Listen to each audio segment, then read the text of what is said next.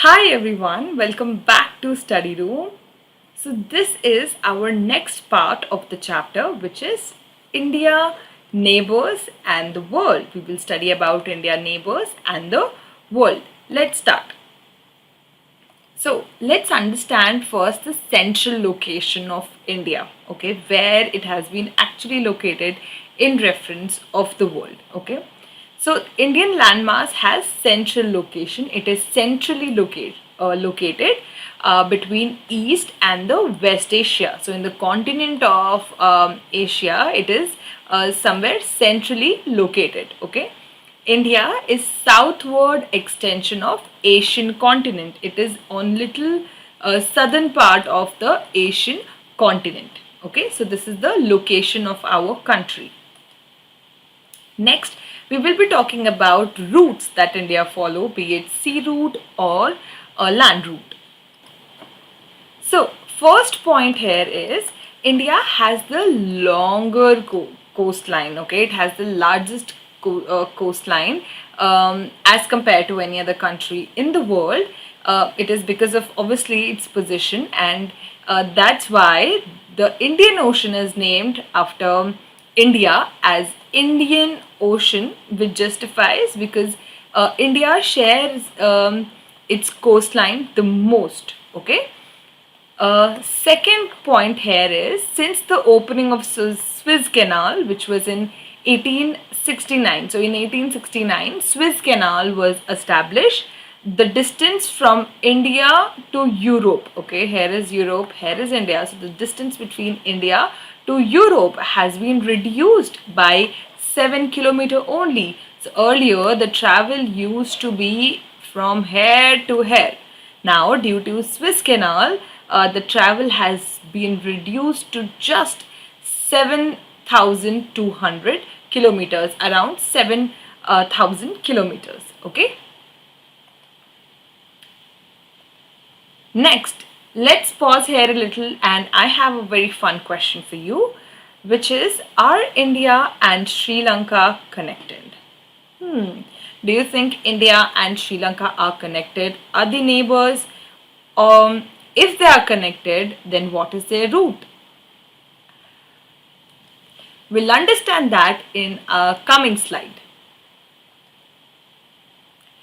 First, now you must have understood what are sea routes. Let's understand what is the land route that has been followed in India. Okay, so land route is much older than India's maritime contacts. Maritime contacts, basically sea contacts. Okay, the contacts or the collaborations which have been made through sea. Okay, through sea route. So land route is much older than maritime route because earlier the technology was not, such vast, or it was not that developed. So land route is obviously much older, and various mountain passes in the north have provided passage to Asian travelers. So Asian travelers who used to travel to India or from India, mountains have provided them a way. Okay, so they used to majorly travel through the mountainous region. Okay, while only the ocean part has restricted such interaction for a long time. As I told you, the technology was not developed that time that they can use sea route, but they can obviously walk, or other modes were there. So the land route interaction was much higher than the maritime interaction. Okay, so Asian travelers used to travel through mountain passes. Okay, so they used to have their way through mountains. Okay, now due to such routes, due to these routes, be it sea route, be it land route, it has contributed to the exchange of ideas. There have been contribution to the exchange of ideas and commodities since ancient times. We are well aware of the culture of Europe today to the culture of Africa today. Why? Because of exchange of ideas. The technology they have developed has been used in India as well. So whenever there has been trading, be it through the major Silk Route that we all know, it has not just been goods that have been traded. No, it has always been ideas, innovations, and culture. So many things that travel along. Okay, this was land route. Now, trade with neighbors. This is our next topic. Now, our first thing is we'll talk about trans-Indian Ocean route. So, trans-Indian Ocean route is connected to mostly European countries. Okay, to mostly European countries. So we have been connected to European countries and in the West and also in the East Asian side through trans-Indian ocean routes. Ocean route is what we follow. Okay, this provide a strategic central location to India. So due to its location, it gives us an advantage to be connected to rest of the world. Okay. Now we'll talk about our Deccan Peninsula, our Deccan Plateaus, which are the largest Deccan Plateaus. They extend, they produce our contact with rest of the world. So they help us establishing a close contact to rest of the world through sea route. Okay. Moving on, we'll study about exchange of ideas and influence. Due to our unique location, we have always traveled. Next topic is exchange of ideas and influence. Due to India's central location, there have been, travelers used to travel in large number due to our location. Okay, it was centrally located in the world, so many travelers have connected with India. Okay, so we have a unique location. So again, when there is a way to travel any type of route established there, be it sea route, be it land route.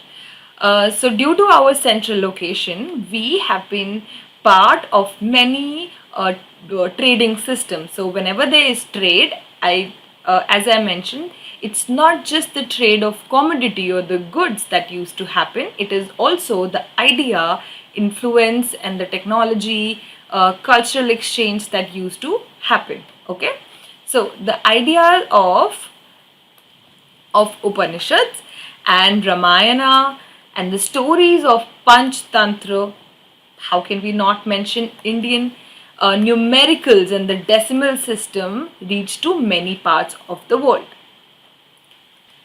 Likewise, the language that we speak today, the Western culture that we follow today, comes from America to our country. In the same way, our culture has influenced many countries. Okay, so our Upanishads, Ramayana, and stories of Panchtantra has influenced many people around the world. The numericals and the decimal system, which is the base of the maths today, has been originated from India. Okay, so they have been traveled all over the world through these routes, be it sea route, be it land route. Okay, the spices and Muslim is a type of a cotton cloth. Spices and Muslim and other merchandise were taken from India to different parts of the world. So it is also being said that spices are origin from India and they are being introduced from India to many parts of the world. On the other hand, influence of Greek sculptures. Sculptures and architectural style of dome, minarets from West Asia. So it influenced our culture today due to this influence from West Asia, not just our country today, but many parts of the world. So, in short, whenever there is traveling of a people from one place to another, it is not just the box of goods that they exchange, it is ideas, innovation that everyone exchange. For example, the famous technique of wood block printing has been taken from Marco Polo. Marco Polo is a traveler who has extensively traveled China, and he has taken this technique from China to Italy, and a person in Italy invented a press there, a printing press. That's how in 1430s the print culture started developing. Okay, so the print revolution started coming. So these earlier times, innovation were very important. Innovation play a very major role. So whenever there is an innovation, it just have not been restrained to a single place. It has traveled worldwide. Okay. Coming up is a brainstorming question for you. How did geography of India help in exchange of ideas and culture?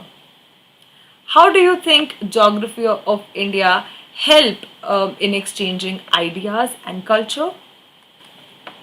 As we have just now elaborately discussed, it is due to its central location. Okay, it is due to its unique location, central location, which has helped in exchanging ideas and culture. Alright, next topic we have is India's state and union territories.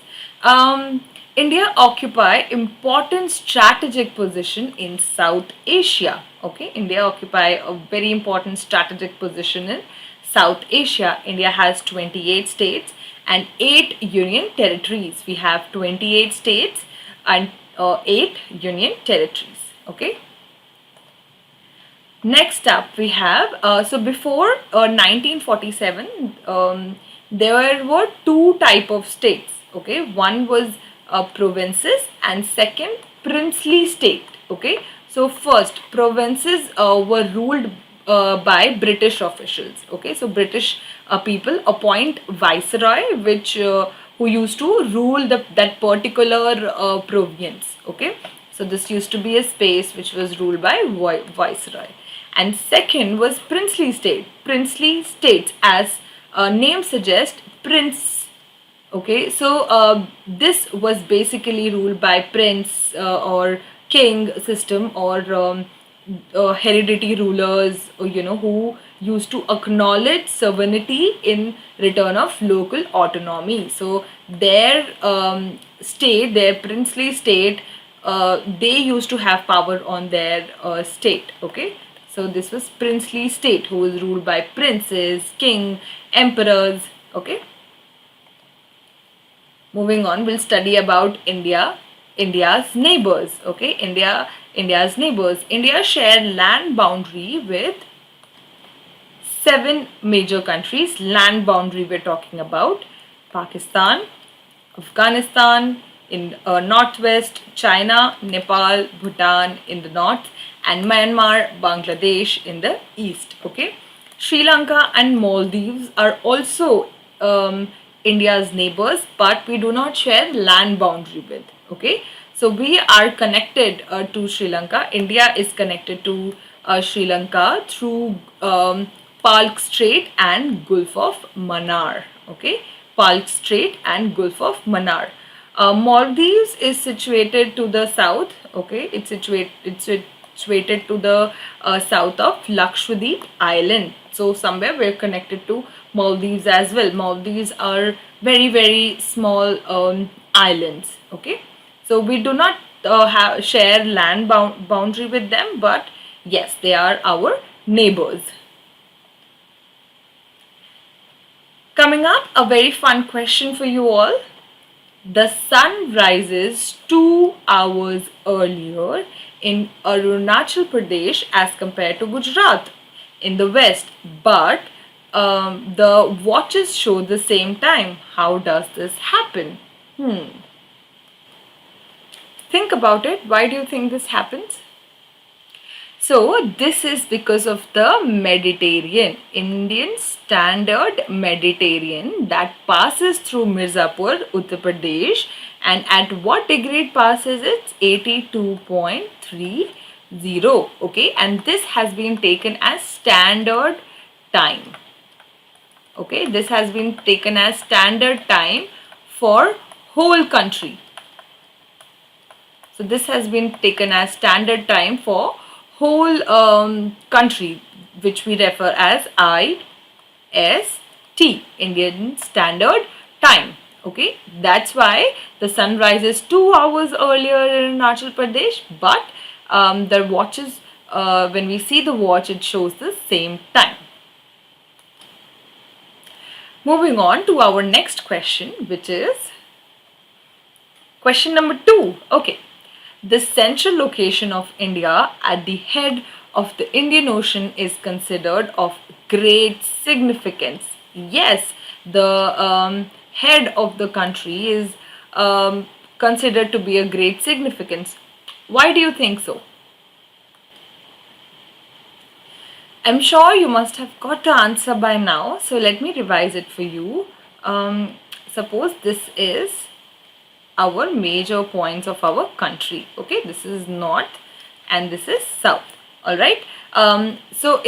India dominates the Indian Ocean. Okay, and commands a very strategic position there. Okay, so we dominate Indian Ocean due to our location. Okay, and this provides us a very strategic position. In north as well, it is of great significance. North head is our head is also of great significance, and this as well because it helps us keeping a close contact with Western countries, West Asia, Europe, as we are connected with Suez Canal from as we are connected with Suez Canal, which has reduced the time. So it helped us. It is of great significance because it help us having contact with the rest of the world, majorly European, West Africa, Europe, and all the west side through the route, through this route. Okay, that's why it is of great significance. It helps us in business purpose as well. By business purpose, I mean trading and all the activity related to this. Okay. That's it for this video. In the coming video, I will revise the chapter for you all.